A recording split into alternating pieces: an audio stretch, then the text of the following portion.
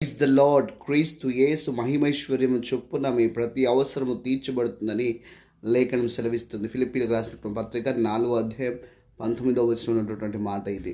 బైబిల్లో నుంచి మనం ఒక ఉదాహరణ గమనించినట్టయితే, అరణ్యంలో నడిచినటువంటి ఇశ్రాయేలు సంతతంతటికి ఆయన ఆకాశం నుంచి మన్నాను కురిపించాడు, బండి నుంచి నీళ్ళనిచ్చాడు, పూరేడు పక్షులనిచ్చాడు. ఇలా మాట్లాడుకుంటూ వెళ్తే వారికి కలిగినటువంటి ప్రతి అవసరతను, ప్రతి అక్కరను ఆయన తన ధనిధిలో నుంచి తీర్చాడు.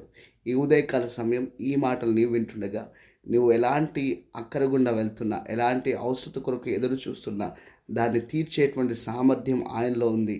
అయితే విశ్వాసంతో అడిగేటువంటి ఆ గొప్ప ధైర్యము, ఆ గొప్ప నిరీక్షణ ఆయన ఇస్తాడు అనేటువంటి విశ్వాసం నీలో ఉందా?